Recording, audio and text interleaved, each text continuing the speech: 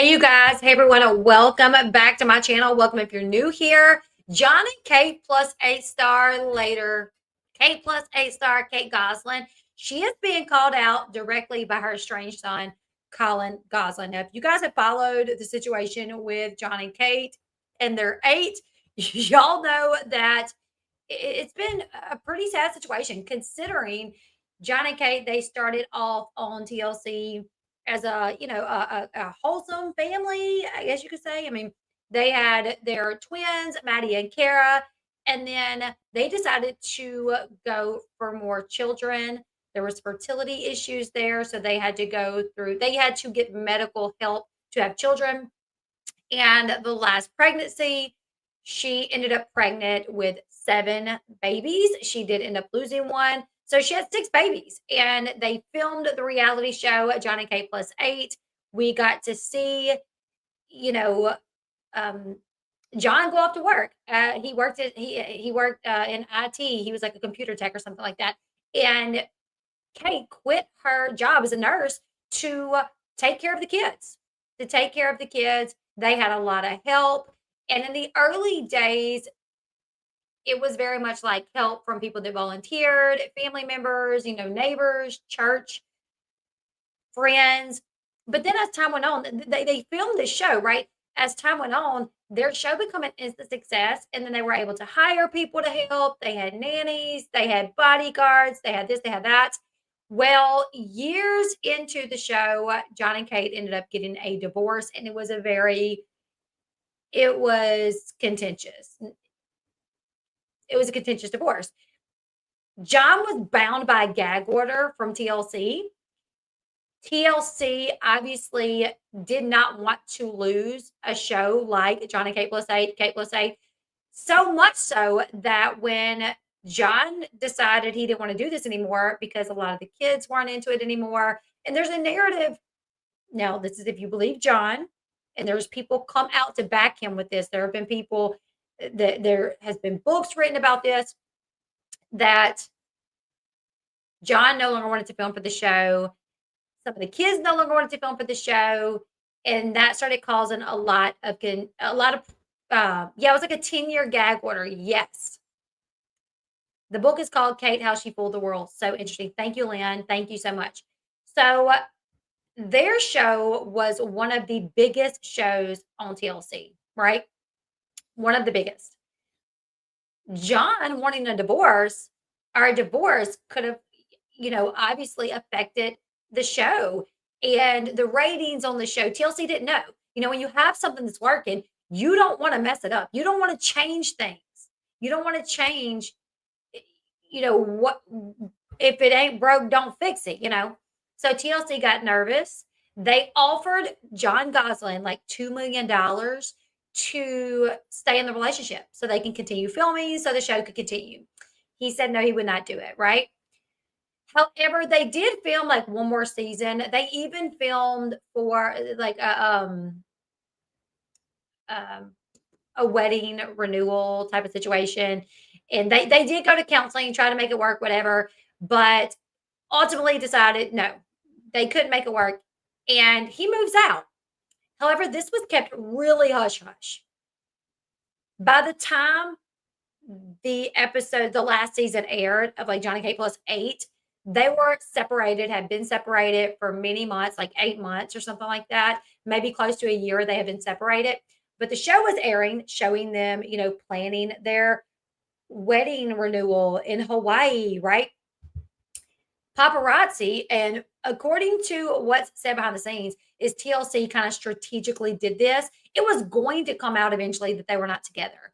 It was going to come out, right? So TLC, while they are showing, them happy and in love, planning. I don't know if they ever looked happy, but because Kate was difficult to deal with. But while on the show that was airing, they're planning this trip to Hawaii so they can renew their vows and la-di-da-di-da.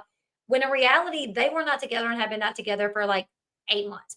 And John has started dating someone else. Paparazzi manages to take pictures of John with this other person who he is dating. and sell it. They sell the story. The story is sold that he is cheating on Kate, and that's what led to the divorce.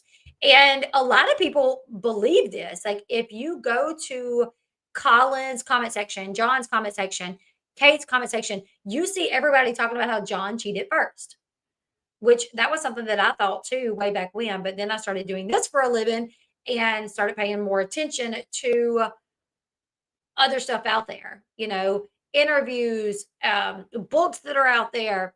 The book was written by someone they know, and apparently her old diaries were found, and they have stuff from that book. Yes, the book is really interesting and uncovers a lot.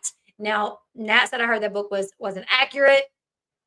I don't know. I've heard a lot of stuff came out in that book, but that's one thing you always got to question if things are accurate or not. Now, John says that he never cheated on Kate, that actually he had reason to believe that Kate was cheating on him with the bodyguard back then, but there was no proof of it. The bodyguard stayed over and they were very close, but he had no actual proof that like she was actually sleeping with the bodyguard, just the bodyguard was like staying over.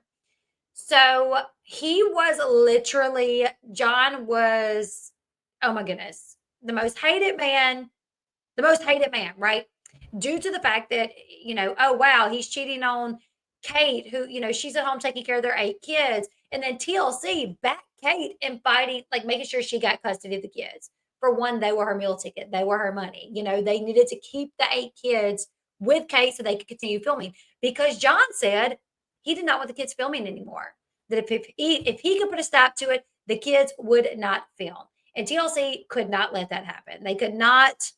So TLC backed Kate in her divorce, in her custody. She ended up with custody of the kids. It was a very contentious divorce, right? She went on to film Kate Plus 8. She went on to do like a dating show. She went on to do Dancing with the Stars. But ultimately, her flame fizzled out, and she kind of become like a C-list celebrity, D-list celebrity, whatever you want to say. She popped back up on TikTok a few months ago, and Collin over the years has kind of did interviews here and there, E News, Entertainment Tonight, Access Hollywood, just every so often, just basically saying that he was shunned by his mom. His mom sent him off to a mental hospital, didn't tell anybody where he was, didn't tell his dad, didn't tell his siblings, didn't tell friends, family. Nobody knew where Collin was. And this was when they were filming Kate Plus 8. All she would say is that he was getting help for behavioral issues, and like that he was special needs, he had behavioral issues, and that he was getting help. John himself did not know where Collin was. Now, before Collin went to this facility, Collin said in an interview that he was completely separated from his siblings. He did not want to film. He hated filming. He would refuse to film. And Kate hated him for that. And if you go back and you look at pictures of John and Kate Plus 8, so many of the pictures that you're going to see of Collin, of the kids, just the kids in general, Collin's off to the side looking sad. And so many of them. Interviews that they did with the kids.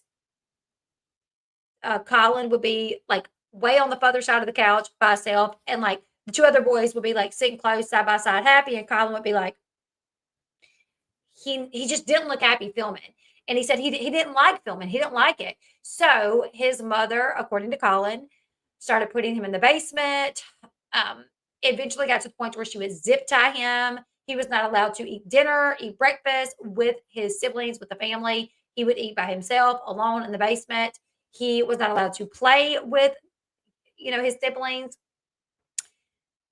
Now, when John finally found out where Collin was, Hannah, none of the other kids knew, but Hannah was like, oh my goodness, I'm not going back. Like, I can't believe he's been in a facility all of this time. Like, I don't know what she thought, but they were still young.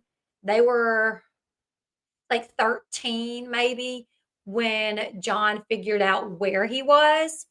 And Hannah was like, I'm not going back. I cannot believe she did that. I'm not going back. So John fought for custody of Hannah and Collin and won custody, so much so that, here's the thing, Kate did not even show up to the court hearing for custody of Collin and Hannah.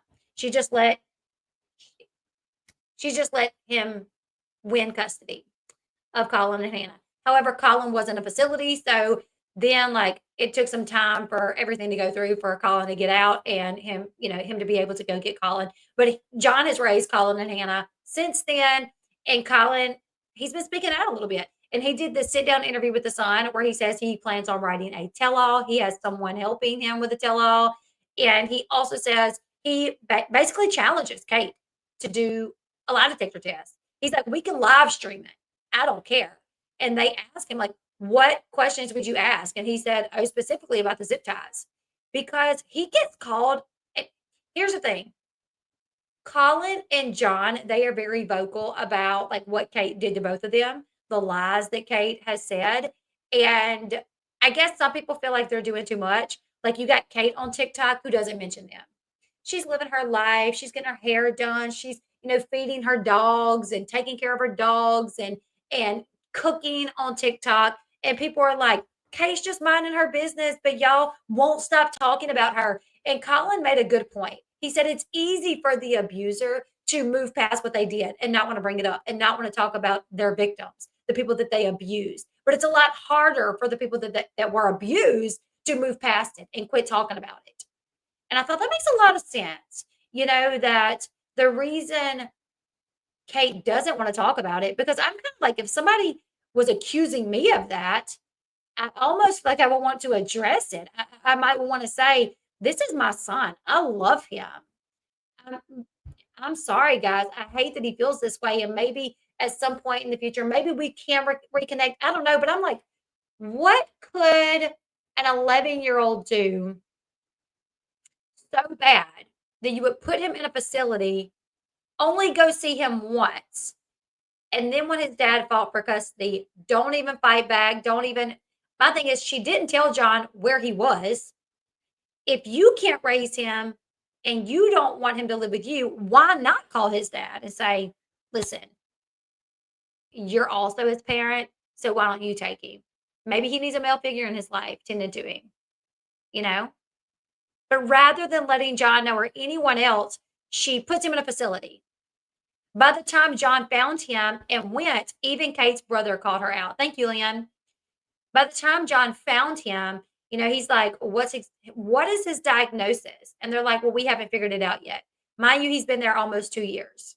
He's on medication, so much so he's on antipsychotic medication that's blown him up. He gained a lot of weight. Holidays. He went through a Christmas, nobody to visit him. A birthday, no visit from his mom. No visit from anybody. Not his siblings, nobody. So my thing is like, if he really did something that was due to like him having some sort of mental illness, due to him being special needs, why when he's 18 and he clearly seems to be living like a normal life, where he has said, I would love to reconnect with them. Like, I would love for us to like work on our relationship and kind of bury the hatchet. Why not? She don't even try though. She's never even tried. Like Kate wrote Collin off long ago, and that has been that. That has just been that. My thing is like, I have had family members, that have screwed me over time and time and time and time and time and time again. And give me a month, and I'm like, I'm going to try it again. I'm going to try again. And sometimes not even a month. I'm like, they're my family, like, especially if they suffer from like mental health issues, I would definitely be like, maybe put up some sort of boundary, maybe have a relationship more on my terms. If there was like mental health at play here, I mean, she could do that. Now that they're grown, she could say, I want a relationship with my son. So you know what? I will visit him and we'll go to lunch sometimes. We'll go do things. And I'm not going to make his siblings have anything to do with him if they don't want to. But I'm going to start working on a relationship with him. And it'll be out in the public. And, she's scared of him. I don't know what an 11-year-old can do. I'm not sure. But she has made claims like, oh, you guys, like, we would never put it out there, but he was very dangerous to his other siblings. I don't know. And he calls that out too. He says in this lie detector test, he wants that question to be asked. If he ever got physical with his siblings, and if so, like, what did he do? So we're going to go ahead. We're going to listen to Collin talk about basically demanding that Kate do this lie detector test. So let's listen. We would ask about the zip ties. I believe Kate was cheating on me during my marriage. She's been. Also, I forgot about that, but Kate recently revealed that she does have a boyfriend, and it is Steve, her bodyguard, which you guys remember years ago, rumors spread that Steve, the bodyguard, was her boyfriend. However, Steve was married at the time. So they denied the rumors that Steve was her boyfriend. Well, the other day, she did admit on TikTok that she has a boyfriend, and then she let it slip that it was Steve. And then she said they've been together for like a year and a half or something like that. And Collin, John, they're saying no, like we are pretty sure that Steve and Kate have been messing around for a while. They just could not be out in the open with it because Steve was married. He was married all those years up until like I guess like 2 years ago or something. But after his divorce went through, now him and Kate can be out in the open with their relationship. But yeah, John says he thinks that Kate may have cheated on him. Let's go ahead, let's listen.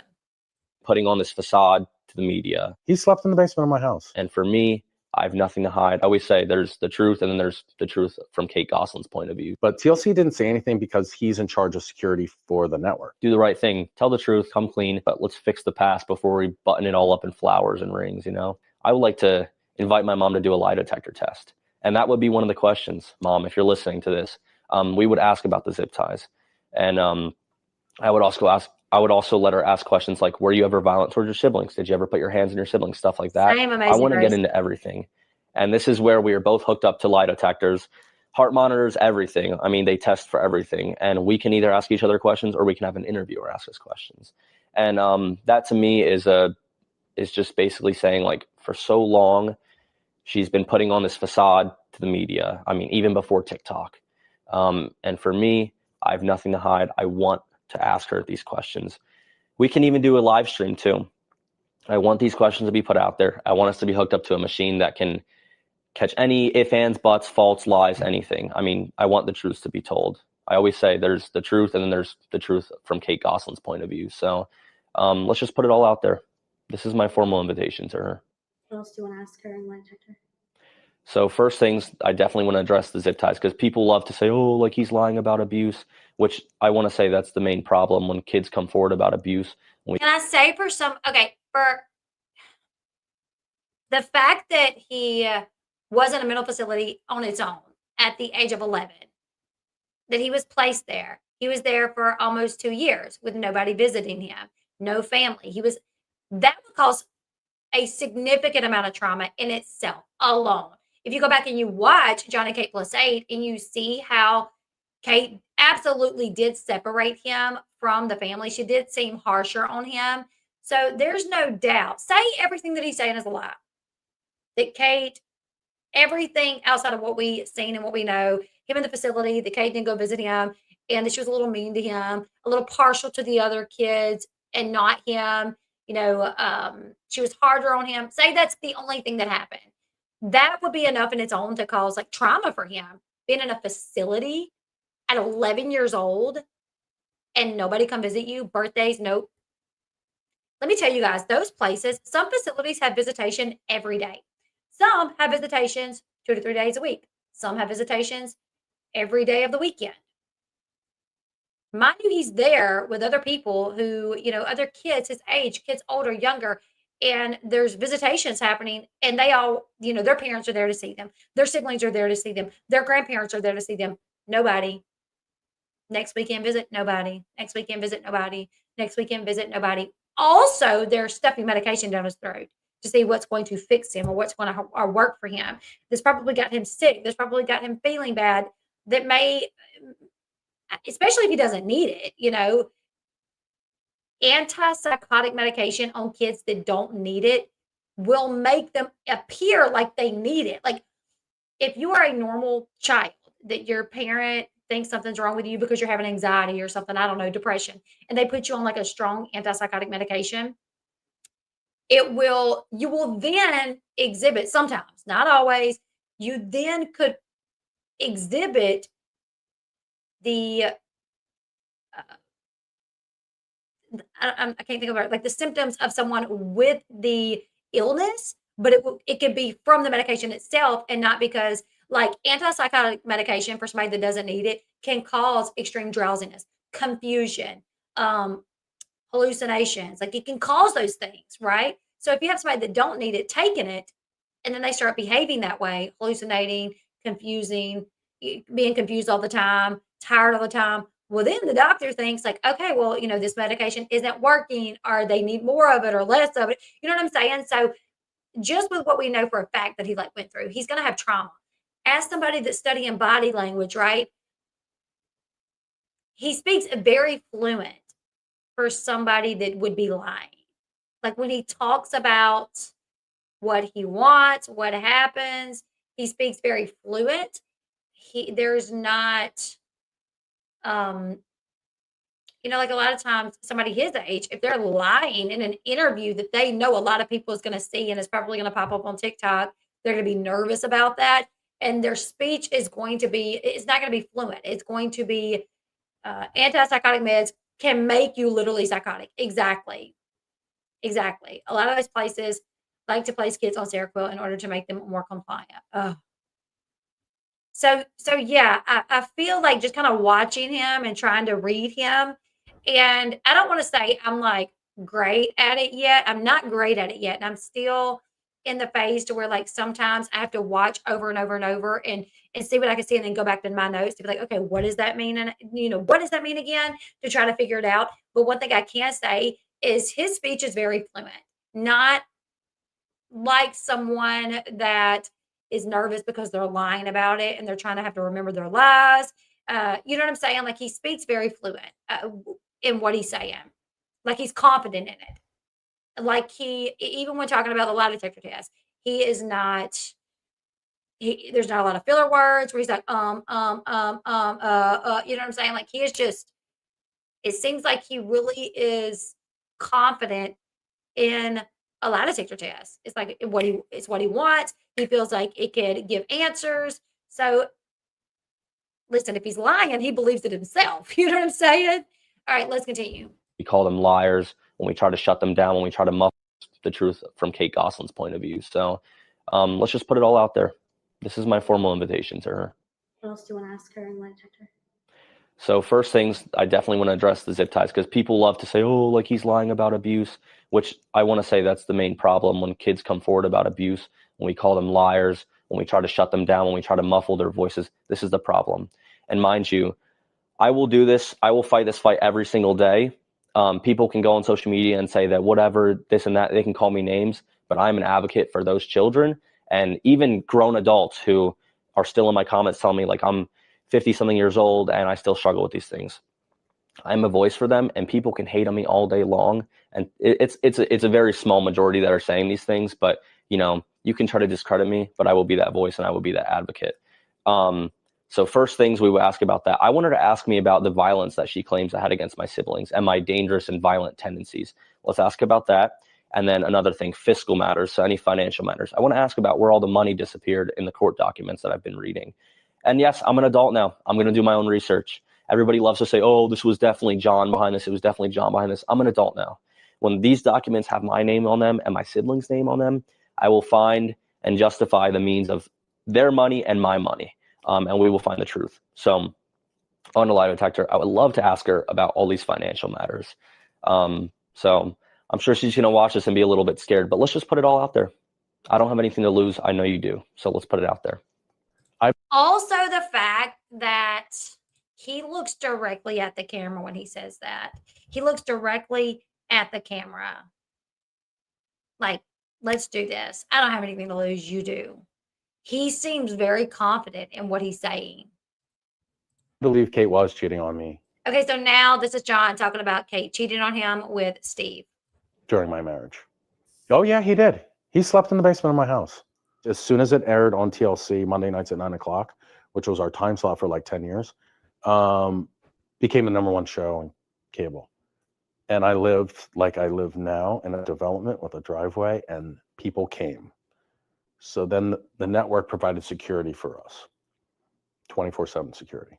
And Steve he headed the risk management company for Discovery. So he supplies all the security for all the talent. If you need DoD security and you go travel abroad and you have to work with the Department of Defense, he handles all that stuff. So I met him in about, I'm going to say 2007, around there. That's weird, John, doing this. I don't know if this is like something that he does when he's thinking, but usually anything like this, any rubbing is typically called self-soothers. Which sometimes when we're thinking, we might can do that. We can try to self-soothe, but it's kind of weird that I don't know what's up there. I'm wondering if it's something that he does a lot. But also, I had to jump back into my notes to look at something because I noticed that Collin was using his hands, his arms a lot to talk. Doing this, he's like pointing at his chest. He's like this, and he's using his hands a lot, which is called illustrators. And typically, people who use illustrators naturally, they are more engaged, confident, and often found more truthful, per Joe Navarro's research. Especially when someone's gestures are in sync with their words, it usually suggests their verbal and nonverbal communication align, which is a sign of comfort and honesty. So I don't know. I feel like, thank you, Mariska. I think when it comes to Collin, he is very confident in what he's saying. The big thing is when we went to Utah and we had to travel with all these kids. Now we're on TLC, and that was. And John is showing the same thing right now. Illustrators talking with his hands. He is very open. So it seems like he's very confident what he's saying too. 2-hour special, and like Beth and her daughter came, and all these people were involved. It's just a lot of coordination. That's when it really kind of provided security. Later on, we had security teams because my kids were more mobile and those kind of things. TLC didn't really say anything until I said something about stuff, but TLC didn't say anything because he's in charge of security for the network. So they're not questioning his motives at that time. If you look at timeline, he's with us in 2007, vow renewal in 2008. We start talking about divorce and separation in January of 2009. I go to meet Dr. Phil about some marriage contract, and then she files for divorce in June of 2009. So it went pretty fast in retrospect to time. I'm just more concerned about when it actually transpired, because I know for a long, long time, at least 17 years, that they've been canoodling or together or anything. And, like Collin said in his TikTok, he was just like, just come out with it. Just tell, what's the difference? Why do you keep on lying about timeline? So right here, this is something that Collin posted to his story. He said, what really upsets me is that my mom had an affair with our bodyguard back in May 2009, and for years would share hotel rooms with him while we were on family vacations, while I was in a connected room. Thank you, Miss Ruth, for the super sticker. Thank you so much. Now everyone thinks her being with him is some cute novel romance. By the way, my dad received blank threats and got shunned by the public for years for having an affair and leaving his family. I hope she doesn't try to something this one off. Just come forward and be honest. It's just, it would make more sense. But obviously it's been. So I hope she don't try to play this one off. Sorry. Longer than a year. Because I know for a fact, there's been witnesses, and I do have children and have a relationship with my children. They've told me stuff. How long do you think they've actually been dating for? He was just asked, how long do you think they've been dating for? That's what he was asked. Think steadily, probably 10 years. But we're planning or thinking about it for probably 15, maybe. So 5 years, and then 10 years, they actually started doing stuff. And then now they're just coming out. Listen, I was labeled a cheater by TLC and Kate for 17 years. They created fictitious stories about me, pumped them out in the public, put me on a gag order so I couldn't defend myself. And that was for contract, because they sued me, but they really were going to sue me. Our divorce didn't end because I was cheating. Our divorce ended because I knew she was seeing Steve. I knew I didn't want to film anymore. and I knew my kids weren't happy filming all the time. So those are the three things. And then I had the network pushing back against me. And, you know, when I left, they just created the narrative that I was cheating and I was moving on and doing other things. All meanwhile, I know these two were still hooking up or doing whatever. I absolutely believe it is Steve. Even before any articles came out, I always had information pertaining to a relationship with him. However, I always believed that advocating for abuse and things that went on in the home and just any bad things that come from reality TV, I always believed that those were higher on the list of priority versus talking about her relationship with him. However, when it does pertain to it being cheating, I think that's a different story. My only thing is that I can see her playing this off, it being somebody else magically, like some pawn prop man or something, or her saying, oh, you know, well, this really did just start, you know, about 15 months ago when, you know, the signs were always there. Pictures, people would see them out in Berks County together. I mean, we have pictures of them in North Carolina together. And actually, my sister, Hannah, has spoken to me and my dad about him actually living in the home. I remember he used to stay over here and there, like some nights, maybe if it was like before vacation or something like that, where we'd leave the home and he'd be coming with us. However, it was later on that Hannah revealed that he was like literally living at the house with them. So when we would go on vacation, she was always very close with him, like whether that was in the bus or in the limousines or anything like that. And that was in front of all my siblings. However, later on, my mom would start to keep me in the hotel room with her, either in a connected room or in a hotel room on a cot, on like those rollout cots. But Steve was always very, like, he would come in the room and be very close with her, very touchy, and with me right there. And she would either keep me there or in a connected room. And I do remember in Mexico, I was in a connected room and he stayed in the same hotel room as her. So this was not news to me. There also was another bodyguard that was hired on for Mexico, and I think he was local, native to Mexico. And she would actually keep me back with him so that Steve could go out with them and do whatever. Or if the kids stay with the babysitters, she would go out with Steve. So this was nothing new to me. I do not believe it's been a year. They were always very close, and like the signs were there of romantic involvement or an affair because things were always very shady. So I don't buy oh, it's been a year. I mean, maybe she's okay talking about it now, especially since Steve's divorce with his wife. And mind you, I'm not here to slander Steve. I actually do want to put a good point in here that oftentimes when Steve would come on vacations with us, I actually felt very safe because he used to actually defend me against her, in the sense that my mom always treated me very differently than my siblings, and anybody could see that. There's Collin, her shushing him up. Anybody that she was comfortable doing that around. And oftentimes on vacations, it was nice having Steve there because he would literally defend me and tell her, like, stop, like, stop. There was other people in the picture. I think his name was Jeff. Did that really happen? You're like trying to cover up. And, you know, Kate has lying issues. She says one thing and then says another. If you go to the People magazine article, she undisputedly denied it. And now she doesn't want to fall back on her word. You know, I mean, in certain situations, it's one thing, but like if it was happening then you should just admit it and just say you lied. America's pretty forgiving. I mean, we forgive a lot. People do a lot of messed up things and we're just like, oh, cool. You know, all right, go play baseball, go play football, do whatever you want, you know? So he's like, look at me. I lived through it. I was canceled. Everybody hated me. I got beat, D threats. I don't know. I think it's just funny that you would just create another fictitious story when you could just own up to it. Do the right thing. Tell the truth. Come clean.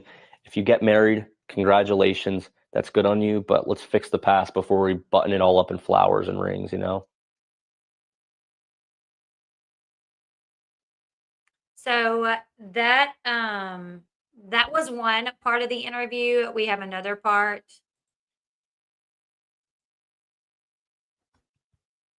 Where he talks about the book.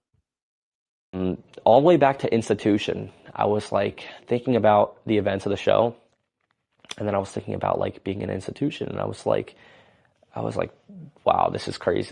Like you just thought about how Institution was, and I was like, and I remember so many details of it, and I just thought about life experiences in general, everything from TV to Institution to like different family members that she hired to be there with us, and just different experiences. And that would make more sense in the book. But there was always just things that I felt were important to be out there in the form of a book. With me writing this book, it's nice because it's like a first-person perspective, and there's more emotion, which is important when you're reading a book. I'm a big reader.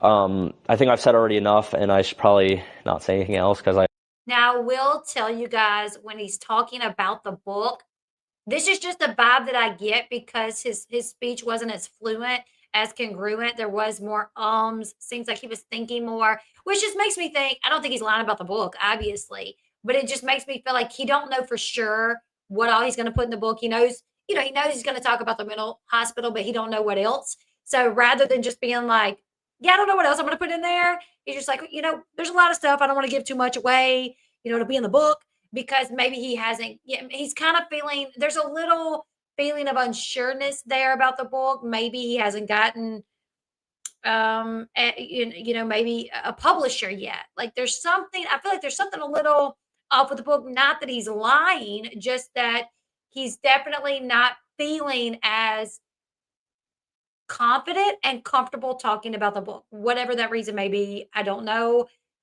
I have a feeling maybe it's vulnerability coming through. Maybe it can just be because he just decided and he doesn't really know how he's going to put everything in there or what he's even going to put in there. Probably one thing that he does know for sure is his time in the mental health facility. So he did say that, but as far as he can't say anything else because he just doesn't know for sure, And maybe so, Reaper. But there was definitely something there in him talking about the book. I want it to be in this book that I'm writing. Actually, I'm working with a lady who is actually gonna, she's helping me to construct this a little bit better. But honestly, like going over these events and putting them on paper and like drafting them is almost therapeutic in a way.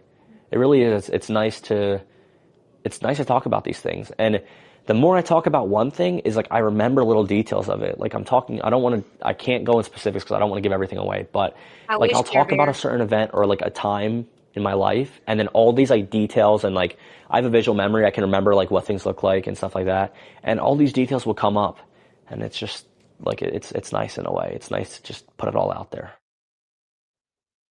Once I went through divorce, my attorney at the time found the trust fund, the original education trust fund that she created. Okay, so now they're going to talk about the fact that Kate made Steve the beneficiary of the kids' trust funds. That if anything was to happen to like her, the kids, or John, that if anything was to happen to them, the money would then go to Steve and his kids. And that John did not sign off on this. He knew nothing about it. Through the divorce, his lawyer found the filing. Would you ever consider trying to reach out to Collin to see if he would do an interview with you? I'm always nervous about reaching out to people because I don't know why. Like, I'm nervous to have people on here because I'm worried that like I'll have tech problems, like audio problems, but I would love to interview Collin. I would love to interview John. I would love to, but I'm always nervous to reach out to people. I've had people so many times say they're going to do an interview with me and then me announce it and then they decide not to. I just had that happen yesterday. Just yesterday, I had somebody say, they reached out to me.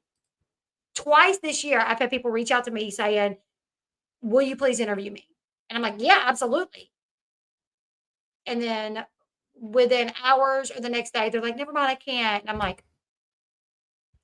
so yeah, I'm just always nervous about it.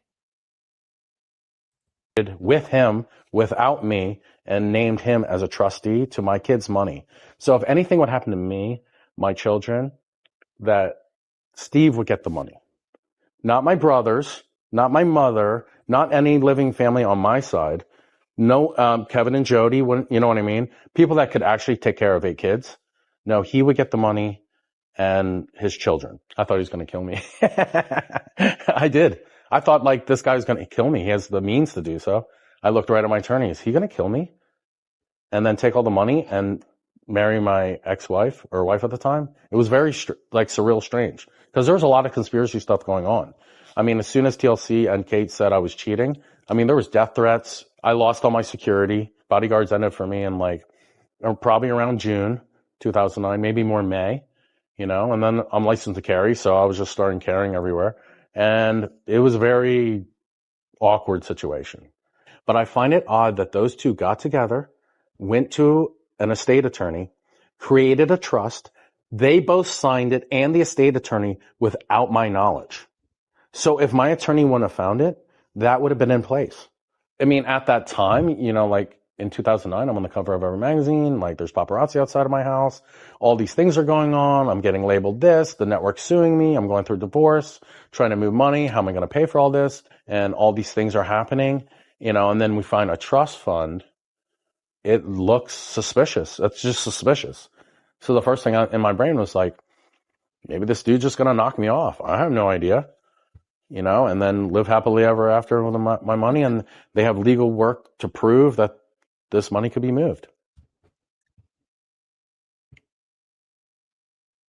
And Kate has not commented on this to my knowledge. I know people left some comments on Kate's page about John, like, oh, he's so obsessed with you. Here you are just cooking, living your best life, and John's just obsessed with you. And she'll like heart it, you know. So basically what she did is that, you know, her kids had trust funds. And what she did was she put Steve and his kids as the beneficiary if her kids, something happened with her kids and John and her. If something happened to her, John, and her kids, the money would then go to Steve and his kids. Not like any of their family members, their grandparents, their aunts, their uncles. It would, my thing is like, if my kids have a trust fund and I need to name a beneficiary of someone that, God forbid, me, my husband, my kids all end up passing away, it's going to be like my mom or my sister. Or it's not going to be like my bodyguard of 10 years or 17 years or however long it was at that point.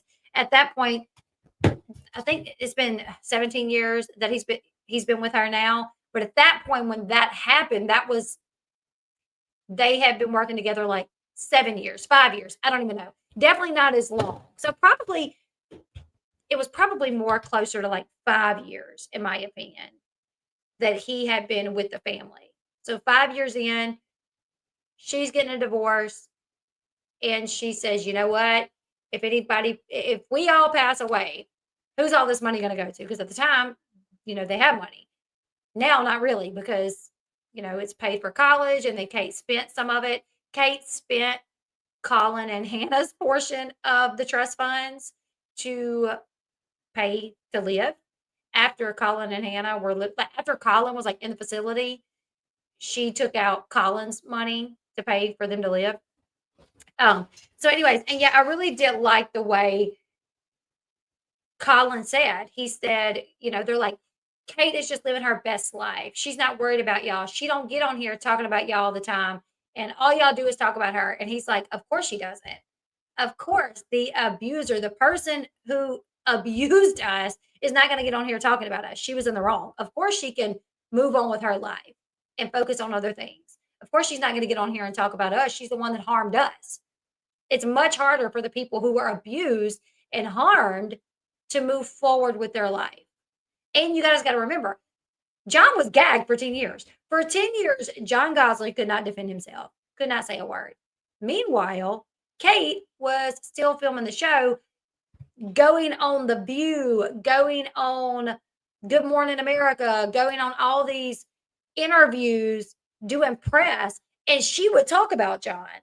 She would talk about the kids. Media outlets, and John was on the front page of, you know, magazines saying he cheated, and he couldn't even say, no, I'm not. That's not true. Me and Kate have been split up for 8 months. I'm not cheating. We've been split up. I can't help that the show just aired our wedding renewal, you know, but we've been split. He wasn't allowed to because they put a gag order on him.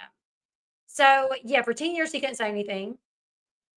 It was only after like Collin really decided that he wanted to start speaking out that John and Collin both started speaking out. It's only been like the past couple of years that they have finally started speaking out. So there was something else. Oh, okay. So here is this comes from the dark side of the 2000s. This is a documentary that was made about John and Kate and their kids. And John talks about the moment he found out that Collin was gone somewhere, that he was no longer with the family. Go to my kids' school and have lunch with all of them. And so I used to go to my kids' school and have lunch with all of them. And that's when I would see them. I could see them all collectively. One day I look around and say, where's Collin? And they don't say anything, which really scared me. I'm like, where's your brother? So I go to the guidance counselor, Ms. Foster. I'm like, where's Collin? Oh, he's not enrolled here anymore. I'm like, what do you mean he's not enrolled here anymore? Like, he's not a student. He's not here anymore. But I can't talk more about that. I went to court and we subpoenaed and asked, where's Collin? Where's Collin? Where's Collin? And I got continuance.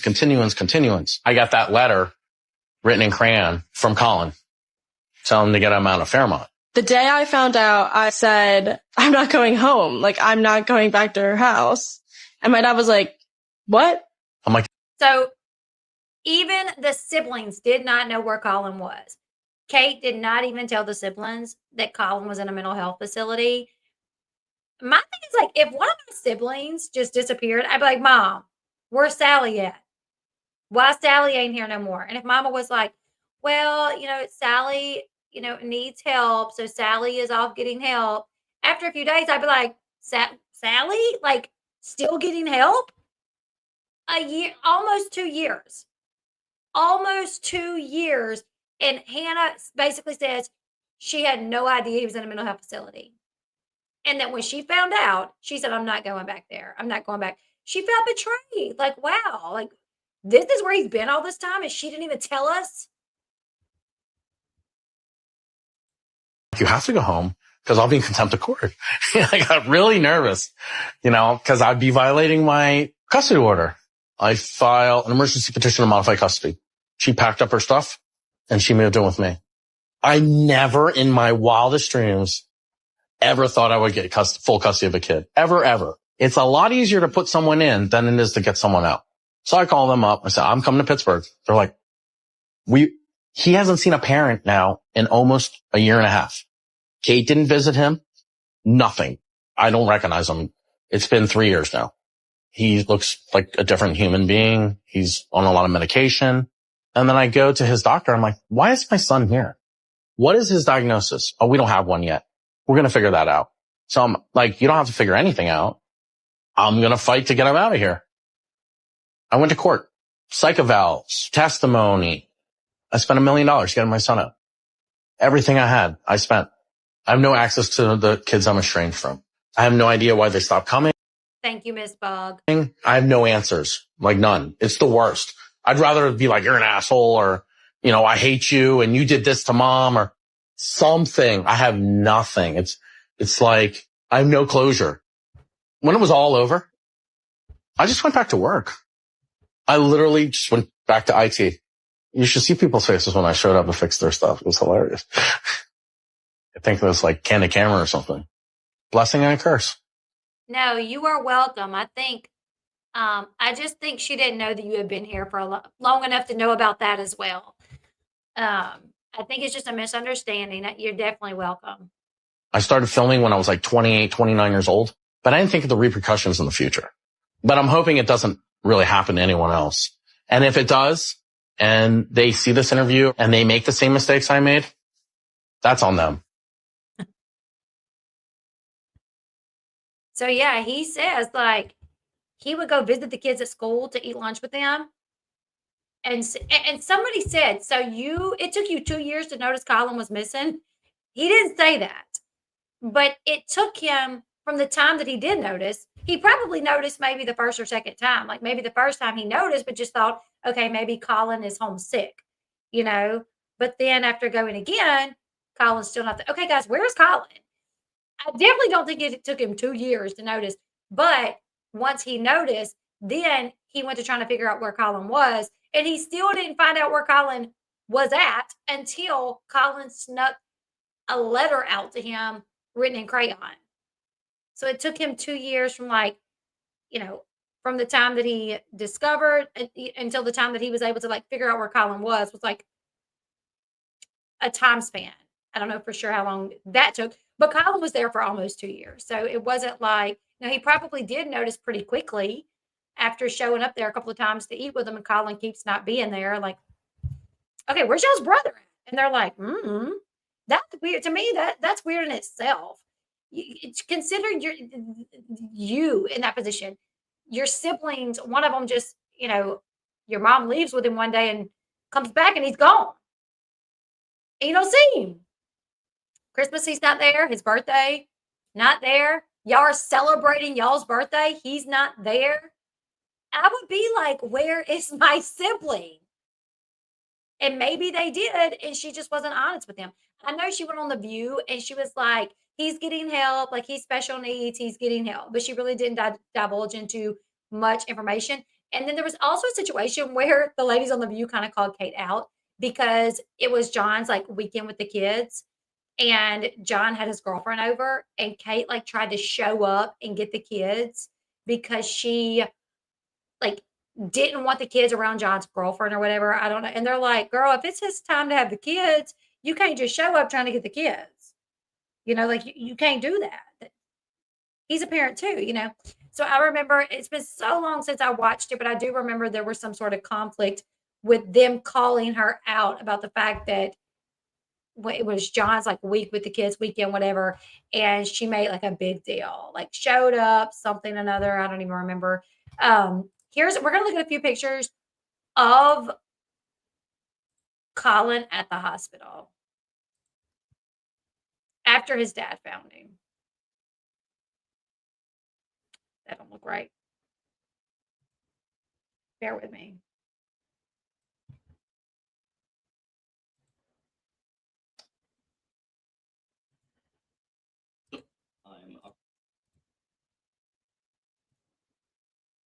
Okay.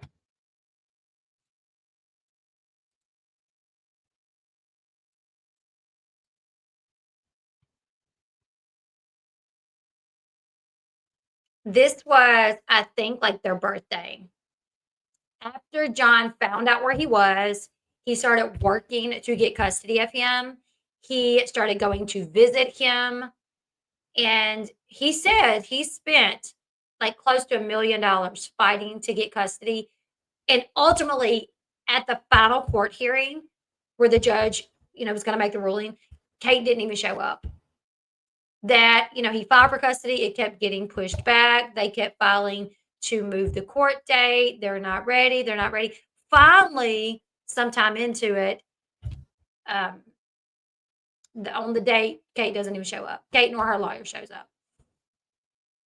But after John won custody, it still took some time for the facility to actually release him. Like everything had to get legalized. Like all the paperwork had to get done, and they had to bring them, he had to bring the paperwork down there and like verify. And it still took like a little bit of time. I don't know how long, maybe just a couple of days probably. But it wasn't like John won custody and he called down there and was like, okay, I got custody. I'm coming to get him. It still took some time. More than likely, the weight gain that he had during this time was from medication. That is just my opinion. I think this was the first visit after they found out where he was.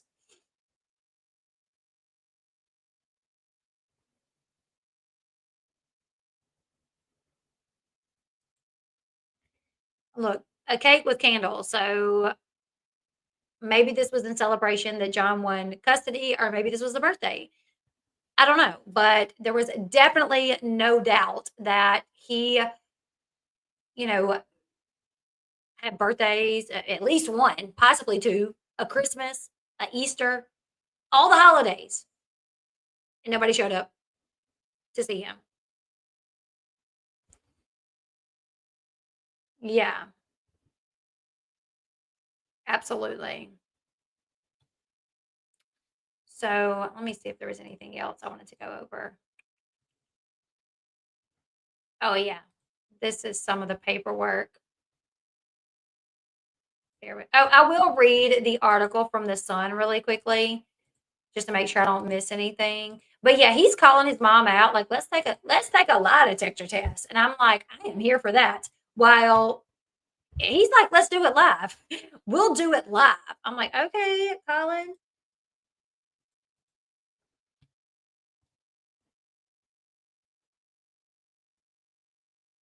Hold on, bear with me. Okay, now it's going to show up.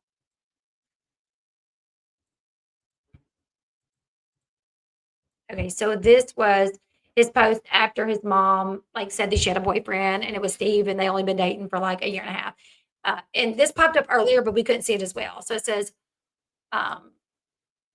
what really upsets me is that my mom had an affair with our bodyguard way back in 2009, and for years we shared hotel rooms with him while we went on family vacations while I was in a connected room.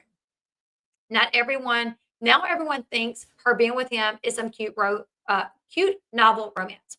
By the way, my dad received D threats and got shunned by the public for years for having an affair and leaving his kids. I hope she doesn't try to play this one off. Just come forward and be truthful. Kate Gosselin, 50, shocker as mystery boyfriend is actually a silver fox she was romantically linked to 17 years ago. All right, so this is where it says it. Services, payments, or benefits to a beneficiary shall have any claim to any of the income or principal of my estate or any trust. Section 8, trustees, successor trustee, general administration. Kate Gosselin shall serve as initial trustee. So Kate is the initial trustee. The settlor shall have the power to appoint a co-trustee or a successor trustee by an instrument signed and dated and delivered to the trustee, and by the same method may revoke such appointments and make new ones. The appointment of a co-trustee shall become effective on the written acceptance of the trust by a newly appointed trustee and the delivery of the acceptance to its settlor. The appointment of a successor trustee shall be effective upon the date the last trustee fails to qualify or cease to act. If settlor has not exercised settlor's power to select other successor trustees during settlor's lifetime, the settlor shall, for any reason, be unable to serve, then the settlor's husband, Jonathan K. Gosselin, and the corporate trustee affiliated at that time with Brett Shane Bernstein, CFP, shall serve as successor co-trustees in the event John K. Gosselin shall, for any reason, become unavailable to serve. Then the friend, Stephen Neild, I think that's how you say his last name, shall serve as successor co-trustee. So if something happened to Kate and John and their kids, I think that's what it's saying, all the money would go to Stephen. If the trustee cannot administer the trust because of incapacity during a period of incapacity, the successor's trustee named herein shall act as the trustee, having all rights and powers granted to the trustee by the instrument. Incapacity shall mean any physical or mental condition of the trustee, whether arising from accident, illness, or other causes, which renders the trustee unable to conduct the regular affairs of the trustee's estate, including but not limited to blah, blah, blah, blah. Why was Steve a co-trustee on the Gosselin Family Trust? Why was a TLC employee and his kids in line to receive money from our family? So that's what he's saying. And a lot of people's like, oh, it's if something happens to John and Kate. It's if, it's not like she put him above her or John. It's if. But I see his point. He's like, but why him? We have aunts, we have uncles, we have so much more family that she could have put. So why would it be her bodyguard of like 5 years? Like, why is she that close to her bodyguard that she would put him next in line over our own family?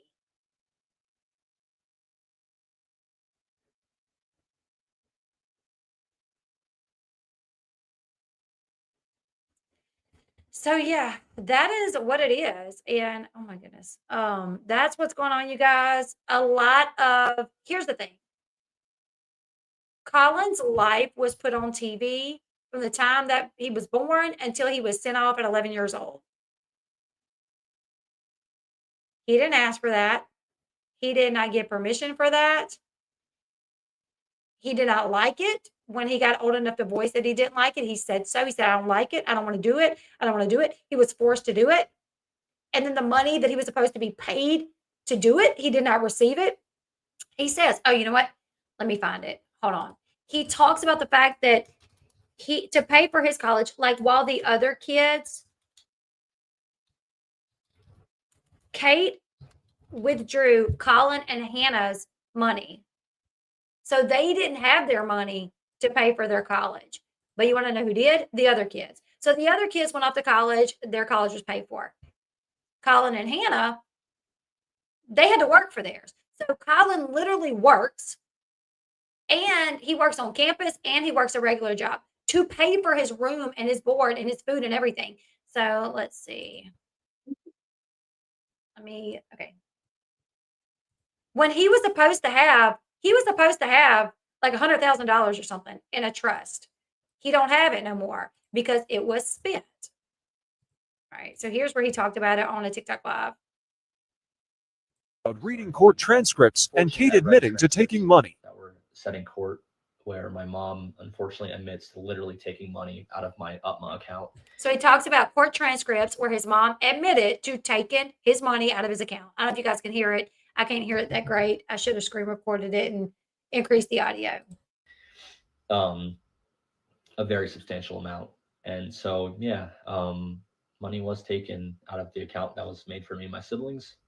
And I literally have transcripts. I'm not just saying that. I have court transcripts where she admits to it. So I work at Damon's though. Probably shouldn't have said that, but there's a few of them all over the country. But if you guys, you might see me if you go out to eat. So I wait tables and I work pretty much full time. So you might see me, but yeah, I work hard. I'm paying for my tuition, and this RA position actually, fortunately, gives me free room and board. So, and my meal plan. So he works on campus to cover his room, his food, and stuff like that to go to college. Also paid for, so it helps a lot. And that's not why I'm doing it. I was always from the beginning of college intrigued in this position, but that is just a very nice positive to it that it helps out with that. So, C names, and we used to say that we were C buddies. Okay, so there he is talking about that. And for some reason, I don't know, you guys, TikTok, they're wild over there because Kate popped up doing her cooking videos, taking care of dogs, and everybody loves her, which whatever. I think, that's fine, whatever. I'm not saying that maybe Collin did have she had 8 kids. And I went back and watched a lot of the clips, and I can tell you, it was one of the older kids that was constantly like getting on to the other kids, hitting the other kids. Who was it, Kara or Maddie? Somebody tell me which one it was. Kara or Maddie. One of them was very like mean to the other kids. She would hit them. And I'm like, Collin, we didn't see him doing anything like that. He just didn't want to film. He just always looked, it was Jay Marie says Kara, Marissa says Maddie. I don't know.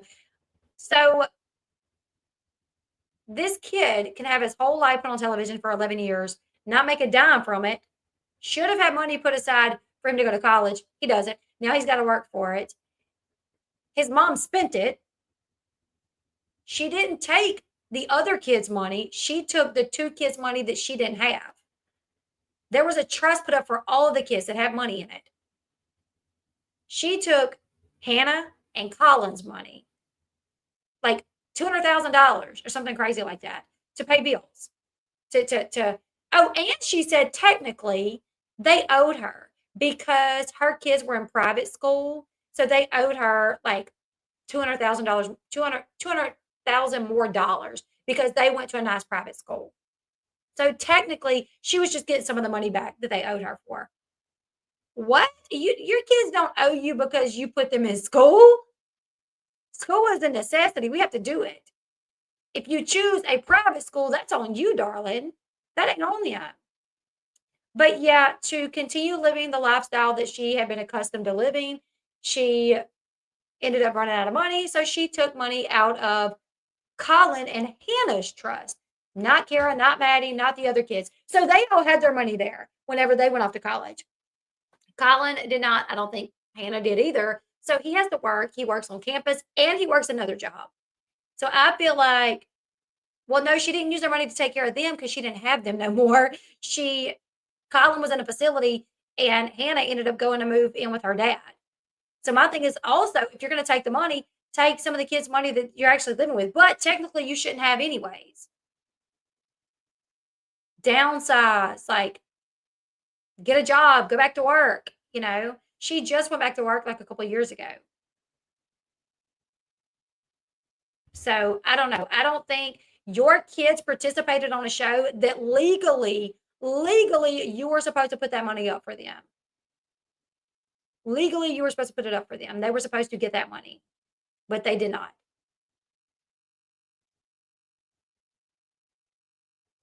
So I don't know. I definitely side more with, I'm not saying like John is not, maybe don't have his issues. I don't know. I don't know them well enough for that, but I'm just saying based off everything that I've seen, the court documents that are out there, the transcripts that he talks about, me just kind of watching him.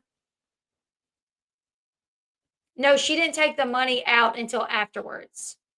Like he was already like at the facility that when she took the money out. Fame went to Kate's head big time. But okay, Ayana, is that how you pronounce your name? Say you work a job and your boss is like, we hold a month in the hole, right? We hold a month in the hole. So you work for a month and you're doing stuff you didn't even sign up to do, right? That you didn't even agree to do, but you're like, you know what? Got to do it, whatever. And then that time comes for you to get your paycheck. And then your mom swoops in and says, oh, no, you know what? I need that. I need to pay for me to live.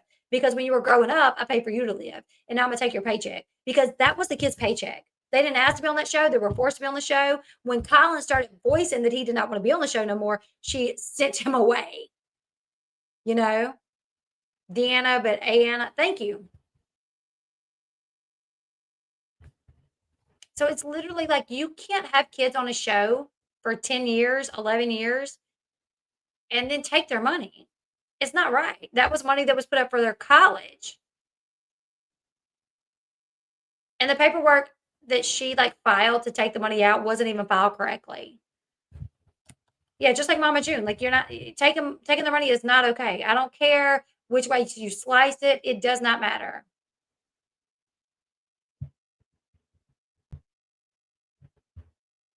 But anyways, you guys, leave me your thoughts in the comment section below. I think everybody can kind of tell like what side I lean on. I do not agree with, mistreating kids.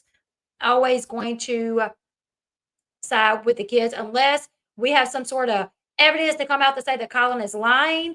Then I'll change my tune. But